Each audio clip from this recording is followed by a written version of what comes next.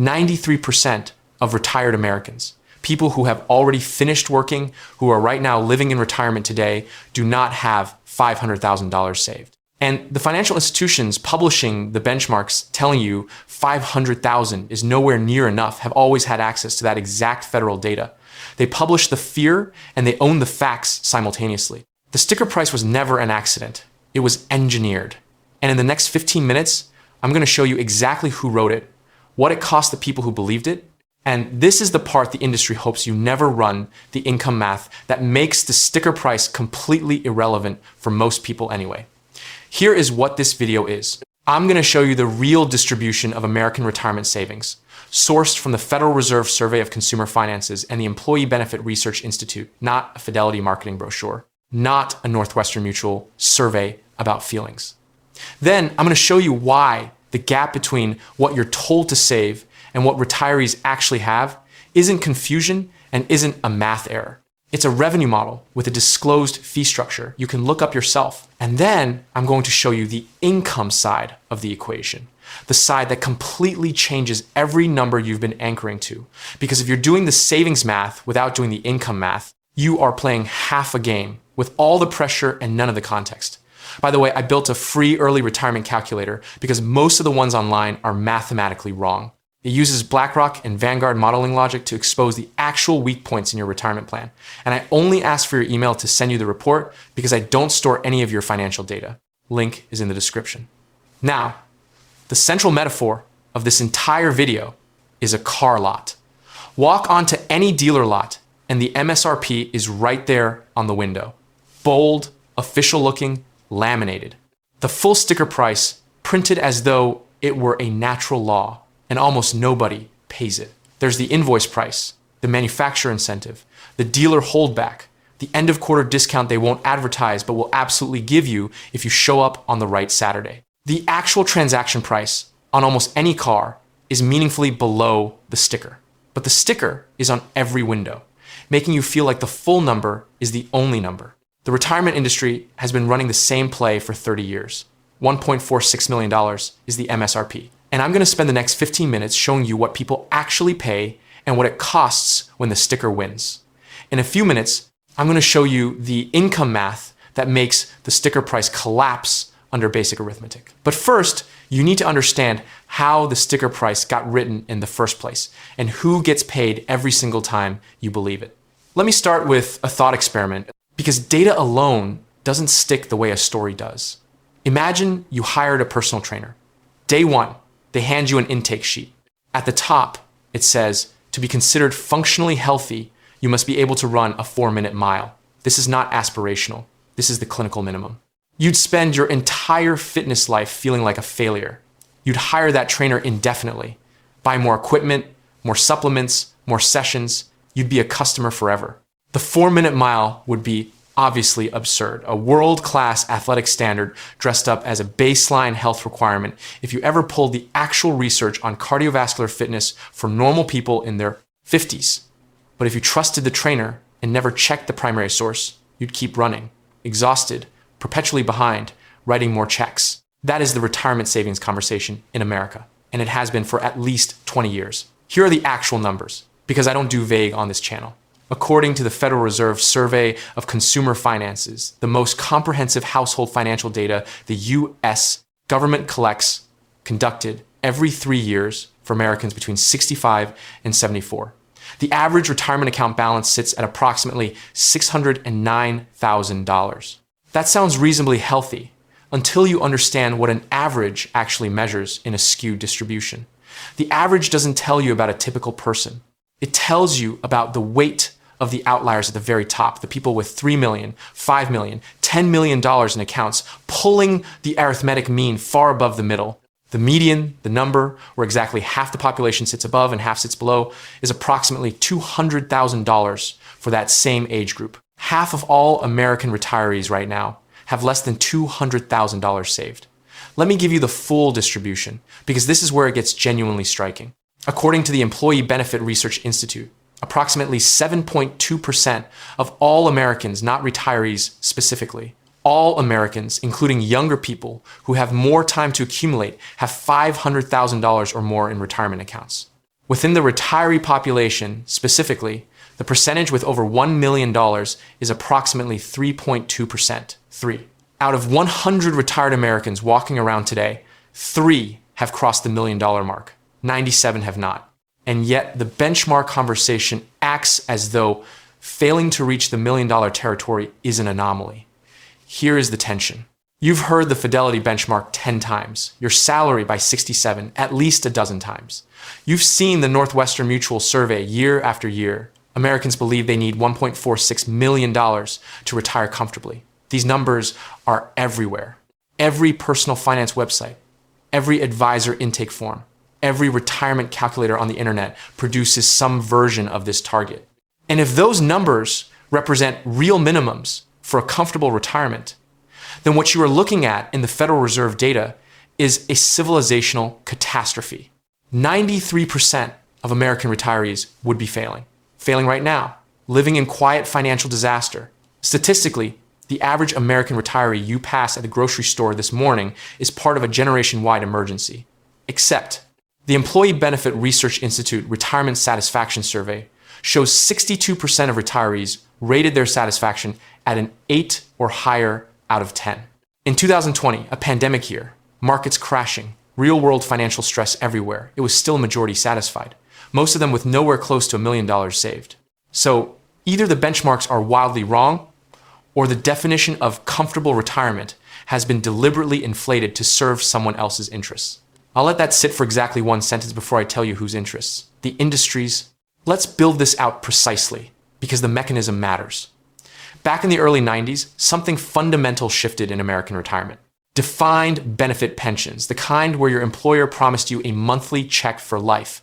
No portfolio management required, no sequence of returns risk, no worrying about whether you picked the right asset allocation at 53, started getting phased out at scale, replaced by defined contribution plans, your 401k, your IRA, individual accounts that you manage, that you stress about, that you pay fees on. Between 1980 and 2019, private sector pension participation dropped from roughly 38% of workers to approximately 13%.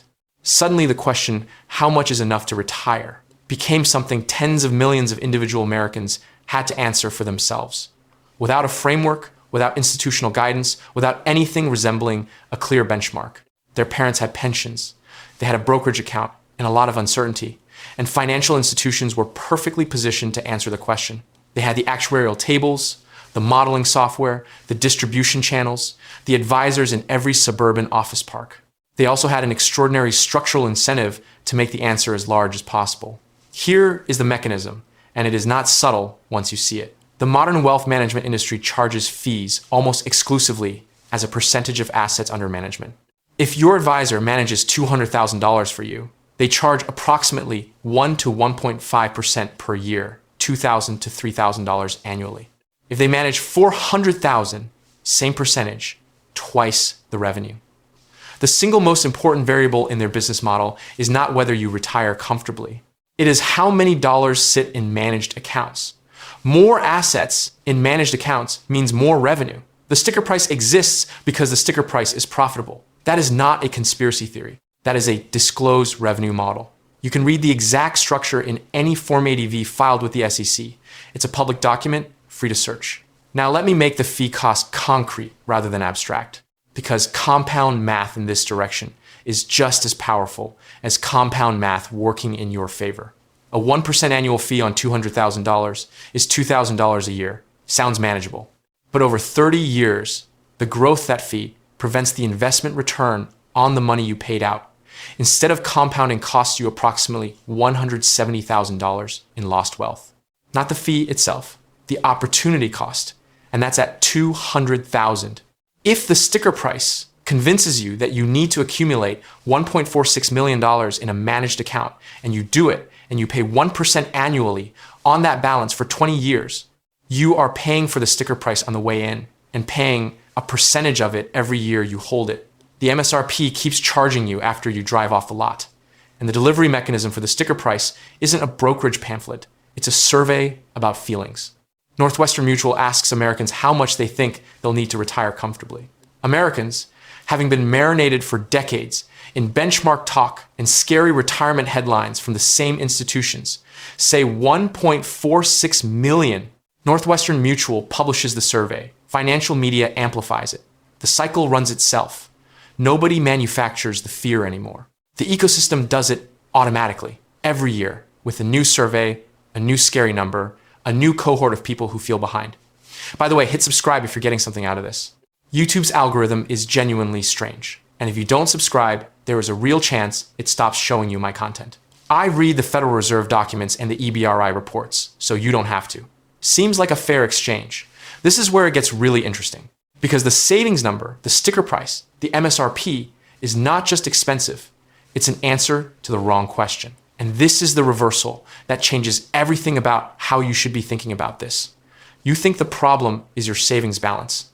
Actually, the problem is that you've been given a savings target with no income context attached. And without the income context, the savings number is completely meaningless. Let me be precise about this. The retirement question is not, how much do I have saved? The retirement question is, how much income do I need every month? How much of that is already guaranteed? And what does my savings need to cover the gap between those two numbers? Those are fundamentally different questions with fundamentally different answers. And the industry wants you answering the first one, because the first one is what they charge fees on. The second and third questions involve Social Security, pension benefits, paid off housing, rental income, part-time work things that have nothing to do with managed investment accounts. So they consistently disappear from the standard conversation. They're not in the Fidelity email, they're not in the benchmark article, they're in the footnote of the footnote, if they appear at all. I want to introduce you to someone. His name is Frank. I've constructed Frank from a composite of cases I've come across, but I've seen versions of him often enough that he's worth describing in detail. Frank is 67, retired postal worker, 31 years of service, lives in Akron, Ohio. His neighbors look at Frank and see a guy who probably squeezed through retirement on not much modest house, older car, no vacation photos anywhere. Frank saved $140,000 in a thrift savings plan over his career. By every sticker price standard, Frank is a cautionary tale. Except Frank has a federal pension of approximately $1,900 per month. He claimed Social Security at 66 and receives $2,050 per month. His house has been paid off since he was 61. His total guaranteed monthly income is $3,950. His actual monthly expenses in a paid-off house in Akron, not Manhattan, not San Francisco, run about $3,200 a month. Frank is cash flow positive every single month of retirement. His savings sit in a Vanguard index fund he checks roughly twice a year, growing slowly, available for emergencies or larger one-time expenses. Frank is not surviving retirement. Frank is comfortable in retirement. And he did it with savings that the sticker price would classify as a quiet disaster. Now keep Frank in the back of your mind, because I want to come back to him. There's a subplot here that matters. Frank's neighbor Gary has $800,000 in a brokerage account managed by an advisor who charges him 1.1% annually, $8,800 per year in fees. Gary has no pension. He has a mortgage that runs until he's 71. He needs to withdraw approximately 4.4% of his portfolio annually to cover his expenses, which is already outside the range that most financial planners consider safely sustainable over a long retirement. Gary reads every retirement article. Gary attended 2 financial planning webinars last year. Gary feels behind. Gary's advisor sends him a 12-page quarterly report that Gary doesn't finish reading. Gary's retirement date has moved from 65 to 67 to maybe 68. Nobody in Gary's planning conversations has ever asked about his income floor because Gary's advisor earns $8,800 a year on Gary's assets, and the income floor question doesn't touch that number. Frank, with $140,000 saved, sleeps better than Gary. That's the subplot. And it resolves at the end of this video in a way that I think is going to reframe something for you permanently. Let me give you the 2-pile framework now, because this is the most useful structural tool I can hand you for thinking about retirement. Every single retiree, whether they think about it this way or not, is working with 2 distinct piles of resources.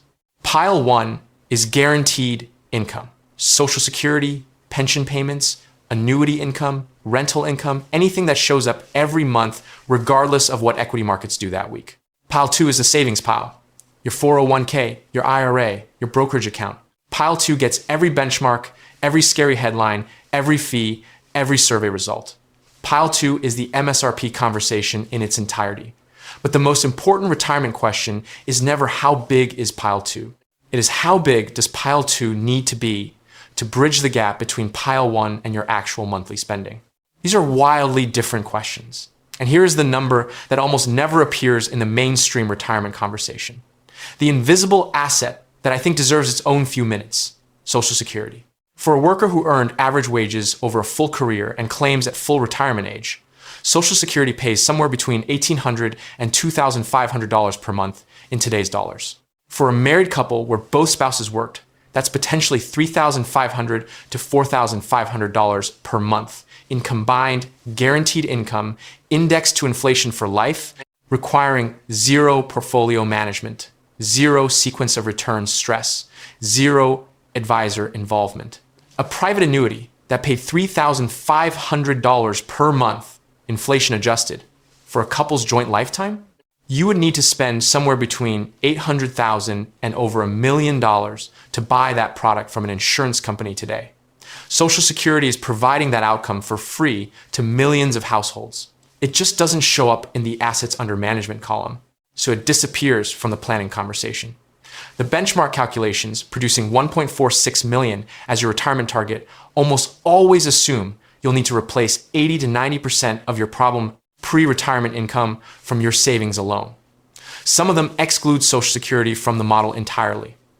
Others apply it as a small offset buried in the assumptions tab. Remove Social Security from the income side of the equation, and of course, the savings target looks catastrophic. You've just deleted an asset worth the equivalent of $1 million annuity and then told someone they're short $1 million.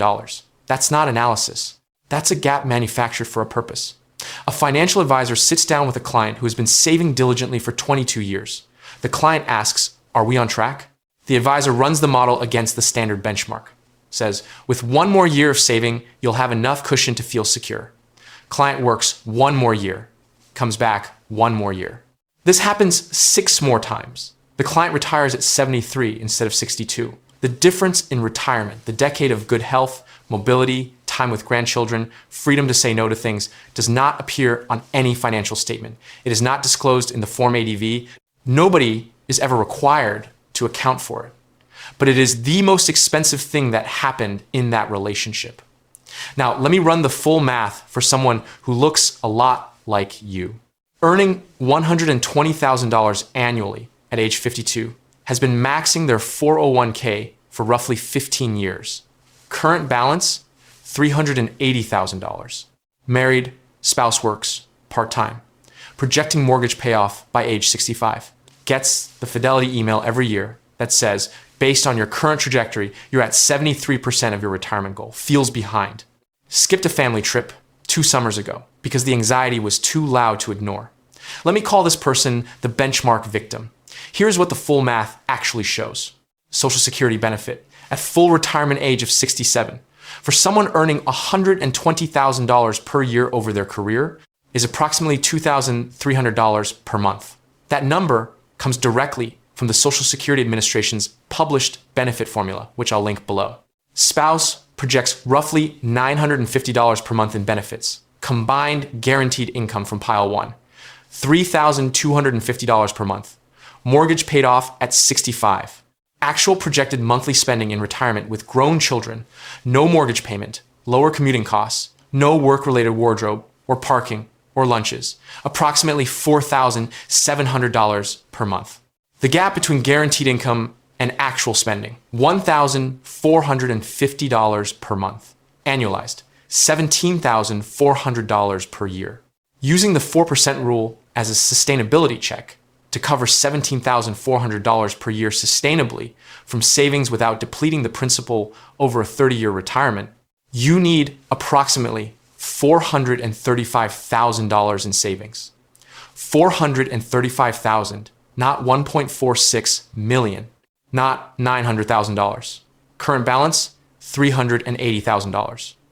15 years until age 67. Even if this person contributed $0 additional dollars to the 401k starting today, which they won't, because they're still working, and likely still getting an employer match $380,000, growing at a conservative 6% real annual return over 15 years, becomes approximately $911,000, more than double the actual required gap coverage amount. Fidelity said they were at 73% of their goal. That's because Fidelity measured them against a sticker price that doesn't include their Social Security income.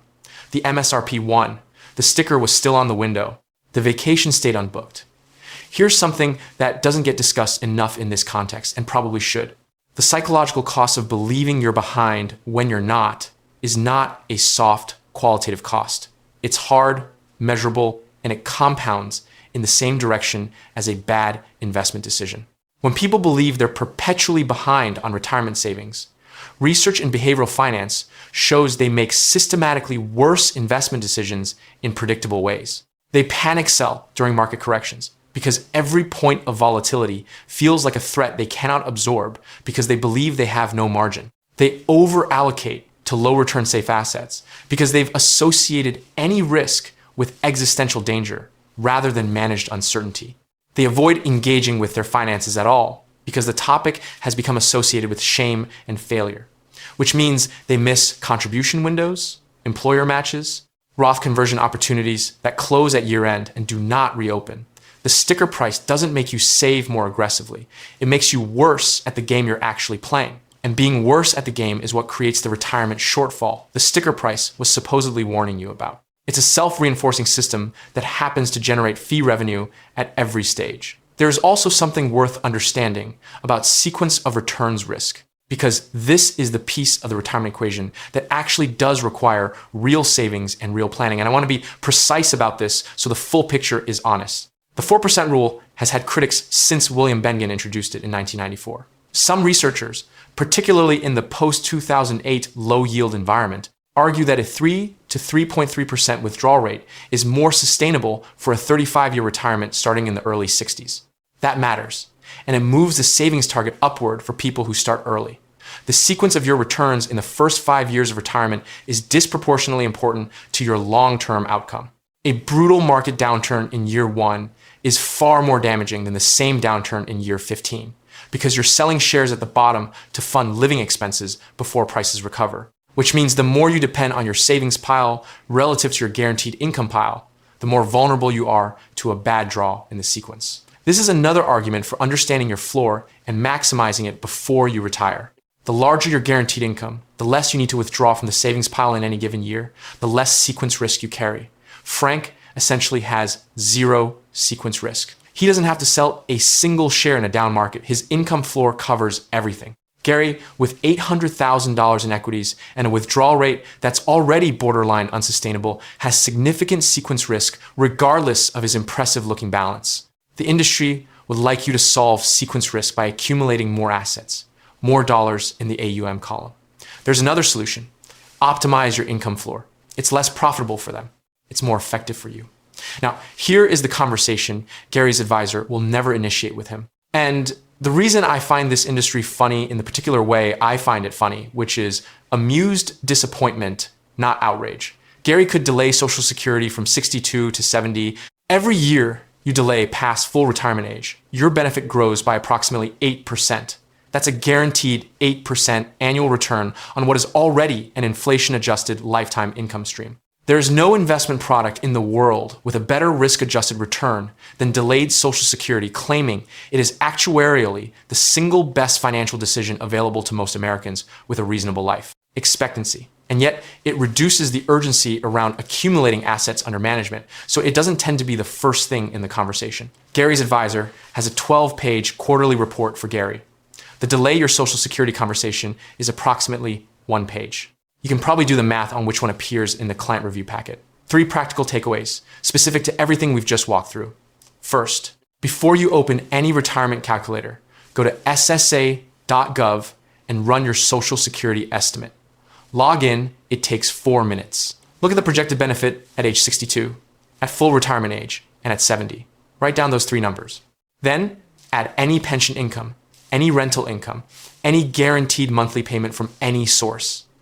That total is your income floor. It is the most important number in your retirement plan. It costs you nothing to build it, and every savings target you've ever been given was calculated either ignoring it or minimizing it. You cannot run a gap coverage calculation without knowing what the floor is. The calculator I built in the description does this automatically, but even doing it manually with a spreadsheet and the SSA website gives you a clearer picture than any benchmark ever has. Second, calculate your actual retirement spending, not a percentage of your current income. Retirement spending typically drops 15 to 25% from peak earning years because the mortgage often ends, children become financially independent, and work-related costs commuting, parking, lunches, professional wardrobe disappear. For someone earning $120,000 today, actual retirement spending might be $65,000 to $75,000 annually, not $96,000, as an 80% income replacement ratio would suggest. Build your retirement budget from actual projected line items: housing, food, healthcare, travel, discretionary spending.